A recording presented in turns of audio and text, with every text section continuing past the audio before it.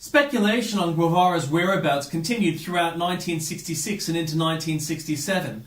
Representatives of the Mozambican independence movement FRELIMO reported meeting with Guevara in late 1966 or early 67 in Dar es Salaam, at which point they rejected his offer of aid in their revolutionary project. In a speech at the 1967 May Day rally in Havana, the acting minister of the armed forces, Major Juan Almeida, announced that Guevara was serving the revolution somewhere in Latin America.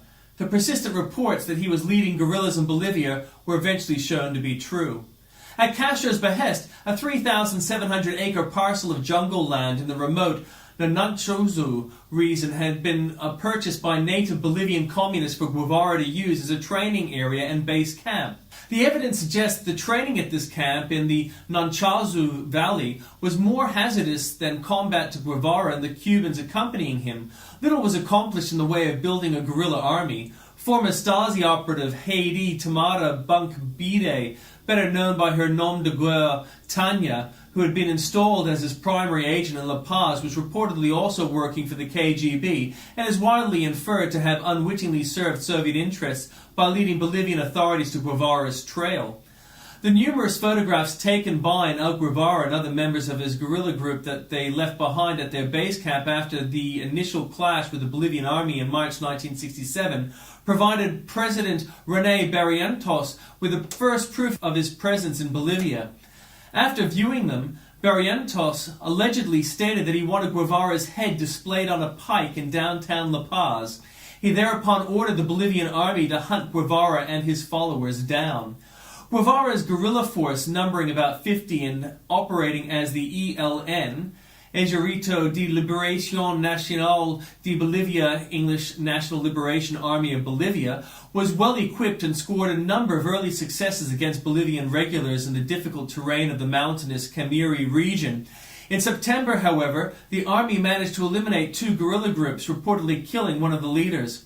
Despite the violent nature of the conflict, Guevara gave medical attention to all of the wounded Bolivian soldiers whom the guerrillas took prisoner, and subsequently released them, even after his last battle at Quebrada del Oro, in which he had been wounded. When he was taken to a temporary holding location and saw there a number of Bolivian soldiers who had also been wounded in the fighting, he offered to give them medical care.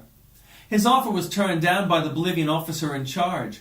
Guevara's plan for fomenting revolution in Bolivia appears to have been based upon a number of misconceptions. He had expected to deal only with the country's military government and its poorly trained and equipped army. However, after the U.S. government learned of his location, CIA and other operatives were sent into Bolivia to aid the anti-insurrection effort.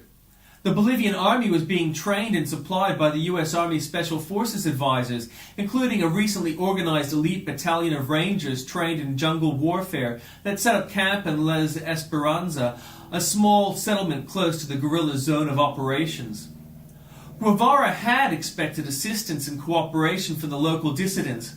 He did not receive it, and Bolivia's Communist Party, under the leadership of Mario Munge, was oriented towards Moscow rather than Havana and did not aid him, despite having promised to do so. Some members of the Bolivian Communist Party did join or support him, such as Coco and Inti Peredo, Rodolfo Saldaña, Serapio Aquino Tudela, and Antonio Jimenez Tardio, against the party leadership's wishes. He had expected to remain in radio contact with Havana. However, the two shortwave transmitters provided to him by Cuba were faulty, so that the guerrillas were unable to communicate with Havana.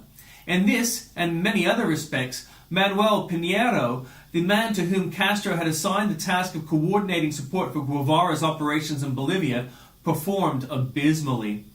To further complicate matters, some months into the campaign, the tape recorder that the guerrillas used to record and decipher the one-time pad-encoded radio messages sent to them from Havana was lost while crossing a river, making decoding such messages more difficult. In addition, his penchant for confrontation rather than compromise appears to contribute to his inability to develop successful working relationships with local leaders in Bolivia, just as it had in the Congo. This tendency had surfaced during his guerrilla warfare campaign in Cuba as well, but he'd been kept in check there by the timely interventions and guidance of Castro.